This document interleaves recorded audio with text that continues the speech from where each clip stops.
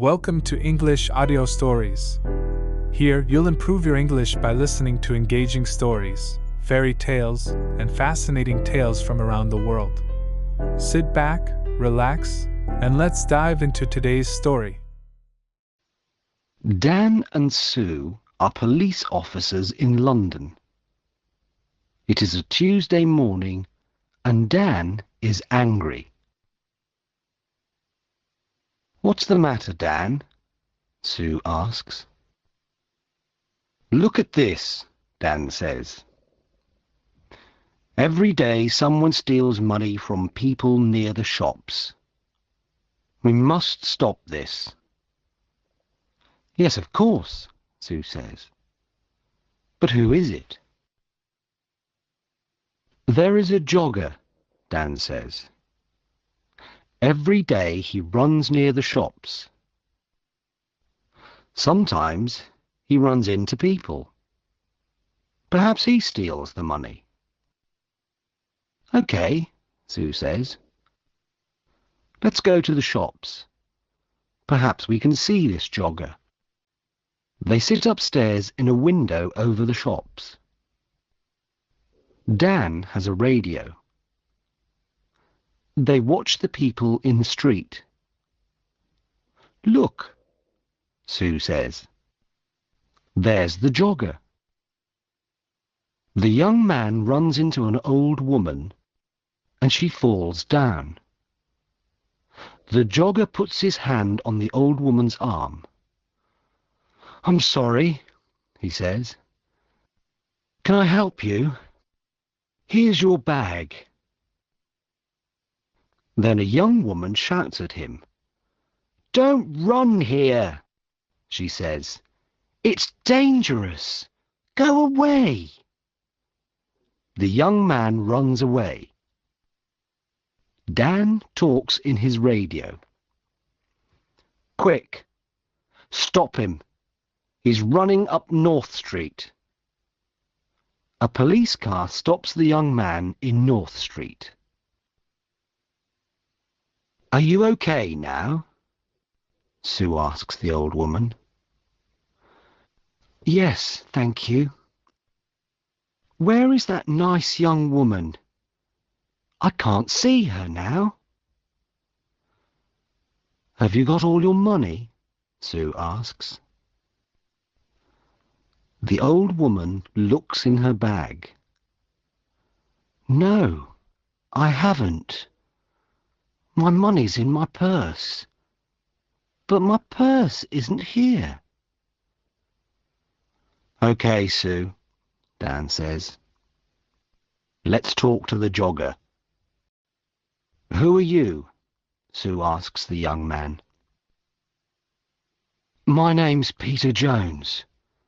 Why? Who are you?" "We're police officers." "Why do you go running past the shops every day?" "Why not? I like running." "Okay," Dan says. "Let's look for the money." "What money?" Peter Jones asks. "What are you talking about? I never take money with me when I run." Dan looks for the money, but he cannot find any. "Can I go now?"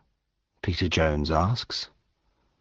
"Okay," Dan says angrily, "but don't come back." "Why not?" Peter asks angrily. "I live here, and I'm not doing anything wrong." He runs away. "What do we do now?" Sue asks. "Where is the old woman's money and her purse?" "I don't know," says Dan. "Somebody has it. But who?" Dan and Sue go back to the shops. "I don't understand," Dan says. "The jogger hasn't got the money, so we must look for someone different." "Look," Sue says. There's a TV camera over that shop door. Perhaps that can help us. They go into the shop and watch the video. Look, Sue says. There's the old woman. She's getting money from the bank and putting it into her purse. Now she's putting the purse into the bag. Stop the video there, says Dan. Now, look carefully. Is anybody watching her? There are a lot of people in the street, Sue says. I'm not sure. Is it that man with the long hair? Perhaps, says Dan. Let's go on. What happens next? They watch the video. The jogger runs into the old lady. He stops and helps her. She shouts at him and he runs away. Then a lot of people come and help the old lady. Look, Sue says. The long-haired man has her arm. Yes, but that woman has her bag, Dan says. What's she doing with it? Oh, I can't see. There's a man in front of her. Listen, I have an idea, Dan says. You go to the bank tomorrow and take some money out. Why is that a good idea? Sue asks.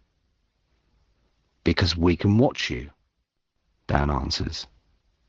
Get a lot of money from the bank and let everybody in the street see it. Take a radio too, so you can talk to me. Okay, Sue says. We can do that tomorrow morning then. Next day, Sue goes to the bank. Dan is watching with another policeman, Jim. They have radios. I'm getting the money now, Sue says. That's good, Sue, Dan says on his radio. Now let everybody see it. Sue drops the money near her feet. People in the street look at her. Look, there's the man with the long hair, Jim says. He's picking up the money. Shall I arrest him? No, wait, Dan says. Watch. The man picks up the money and gives it to Sue. Here you are, he says. That's a lot of money. Be careful. Thanks, Sue says. That's okay. The man smiles and walks away. Have you got all the money, Sue? Dan asks by radio. Yes. It's all here, Sue says. What can I do now? Buy some things in the shops and then walk slowly down the street, Dan says. We're watching you. Sue buys some apples, milk, and bread. Then she walks slowly down the street. Dan and Jim watch her go. Is anybody following me? Sue asks. No, Dan says. There's a woman with a baby, that's all. Don't follow me, Sue says into the radio. Nobody must see you. I'm turning right into Smith Street. Now I'm turning left into Peg Lane.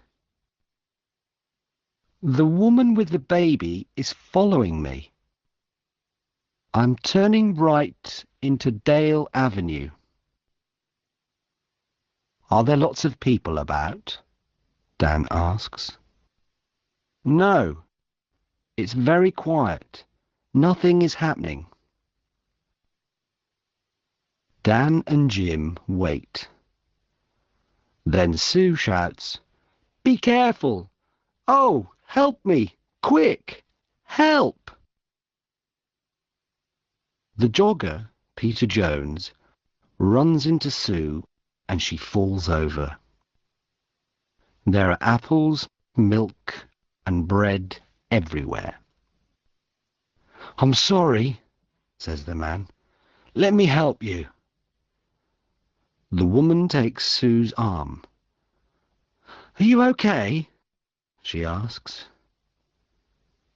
"Go away," she shouts at the man. But he sees the radio in Sue's pocket. "What's this?" he asks. "A police radio? Give me the money, quick!" He takes the money and runs. The woman wants to run after him, but Sue holds her. "Stop," she says. "I'm a police officer. You must stay here." "But why?" the woman asks. "I want to help you. That man has your money. I haven't got it." "Is he your friend?" Sue asks.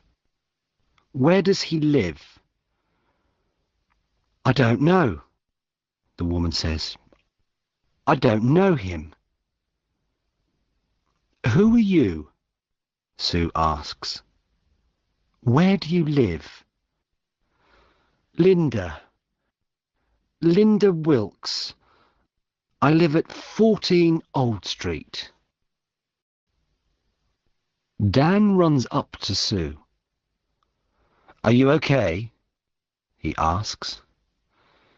"Yes, I'm okay," she says. "Go on, Dan. Run." Sue calls a police car on her radio. Dan runs after Peter Jones. "Jim, he's turning left into Dock Lane," he shouts. "Can you see him?" "I can see him, but he's running very fast," Jim says. The jogger sees Jim and gets into a boat. Jim runs to the river and gets into the boat too. "Stop," Jim says. "I'm a police officer." "Oh, no!" The jogger, Peter Jones, hits Jim and he falls into the water. The boat goes across the river. Dan helps Jim out of the water. "He's going into a cafe," Dan says. "Come on, let's run to that bridge." They go across the bridge and run to the cafe. Jim goes behind the cafe and Dan goes in. "Is he in there?" Jim asks on his radio. "Yes," Dan answers. "Jim, he's coming out." "Stop," says Jim. "I'm a police officer." But Peter has a knife in his hand. Jim holds out his hand. "Give me the knife, Peter." "Stay back," Peter says. "I can kill you with this." Jim can see Dan in the door behind Peter. Dan walks out of the door very slowly and quietly. "Come on, Peter," says Jim. "Give me the knife." Dan takes Peter's arms from behind, and Jim takes the knife from his hand. Dan finds the money in Peter's trousers. I want to go home now, says Linda. My baby is hungry and tired. Do you know Peter Jones? Sue asks. Do you and Peter steal money from people? No, I don't know him, and I never steal money. Do you know this woman, Peter? Dan asks. No, says Peter. I don't know her. Who is she? Dan and Sue go back to their office. Does Linda work with Peter? Dan asks Sue. Yes, she does, says Sue. Watch this video. Look, there she is. She's watching me get the money, and now she's talking to someone on her phone. But who is she talking to? She's talking to Peter, of course. Now she's following me and talking to him again. She's talking about me. Dan and Sue speak to Linda again. Can I see your phone, please, Miss Wilkes? Sue asks. My phone? Why do you want to see that? Well, it remembers a lot of numbers. Sue presses 1 on Linda's phone. Peter's phone begins to ring. Sue laughs. Let me ask you again, Miss Wilkes. Do you know Peter Jones? Well, yes, okay. I know him. But I don't steal money. Sue and Dan take Linda home. They go into her house. There's £200 under your bed, Linda, Dan says. And look, this is the old lady's purse.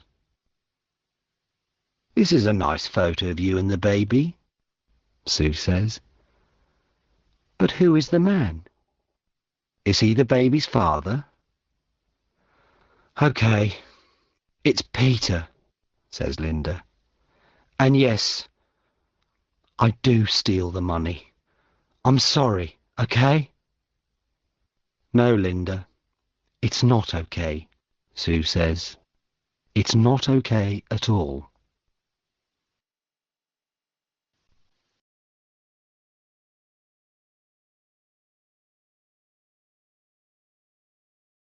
Thank you for listening. If you enjoyed this story, don't forget to like, subscribe, and hit the notification bell so you won't miss the next one. See you in the next story.